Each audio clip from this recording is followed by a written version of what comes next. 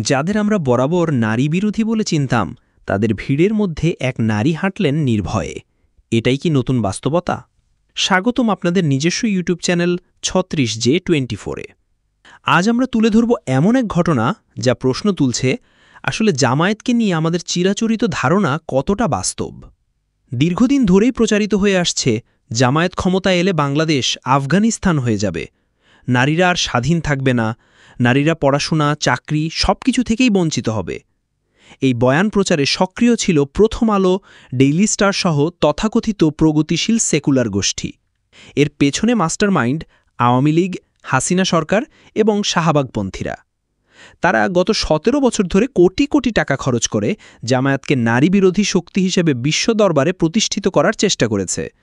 তবে 5 আগস্টের সমাবেশের পর দেখা গেল সম্পূর্ণ ভিন্ন এক চিত্র। প্রগতিশীল পরিচয়ে পরিচিত একাধিক নারী প্রকাশ্যে জামায়াত শিবিরের পক্ষ নিতে শুরু করেছেন। তারা শুধু সমর্থনই করছেন না, বরং জামায়াতের নৈতিক অবস্থানের স্বীকৃতি দিচ্ছেন। বিদেশিরাও এই বয়ানে পরিবর্তন এনেছেন। যাদের আগে প্রথম আলো বোঝাতে চেয়েছে জামায়াত নারীদের শত্রু, এখন তারাই জামায়াতের নারী নেত্রীদের সঙ্গে মিটিং করছে, ডেকে নিচ্ছে দূতাবাসে। ইউরোপীয় ইউনিয়ন, এমনকি আমেরিকাও জামায়াতের সঙ্গে নিয়মিত আলোচনায় বসছে। এই নতুন বাস্তবতার সরাসরি অভিজ্ঞতা শেয়ার করেছেন ডাক্তার নূর হাবিবা অনন্যা। তিনি লিখেছেন, জামায়াতের সমাবেশে লাখো মানুষের মাঝখানে একা একজন নারী হয়ে হাঁটতে হয়েছে তাকে, কিন্তু ভয় পাওয়ার বদলে যা পেয়েছেন তা হল সম্মান, নিরাপত্তা এবং সহযোগিতা। তিনি জানান, শাহবাগ থেকে সেগুনবাগিচা পর্যন্ত হাঁটতে হয়েছিল তাকে। চারদিক পুরুষে ভরা, কিন্তু কেউ তার দিকে বিরূপ দৃষ্টিতে তাকায়নি, বরং বারবার জায়গা করে দিয়েছে, নিরাপদে যেতে সাহায্য করেছে।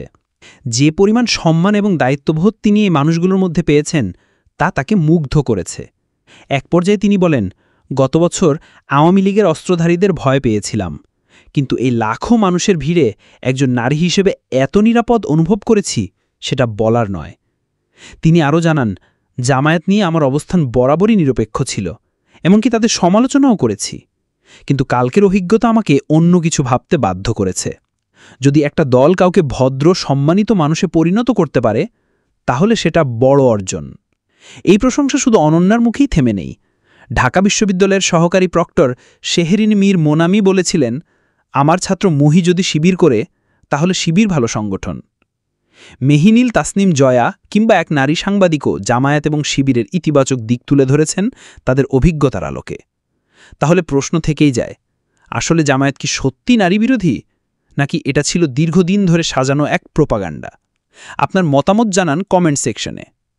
আর আপনি যদি নতুন দর্শক হয়ে থাকেন, তাহলে 36J24 চ্যানেলটি সাবস্ক্রাইব করতে ভুলবেন না। আমরা প্রতিবেদন দিচ্ছি নতুন দৃষ্টিভঙ্গি নিয়ে, সত্যের খোঁজে নির্ভীক কণ্ঠে। একজন নারী যখন লাখো ভিড়ের মাঝেও নিরাপদ থাকেন, তখন প্রশ্ন তুলতেই হয়, আসলে কারা আমাদের সত্য বলেছে আর কারা বানিয়েছে গল্প?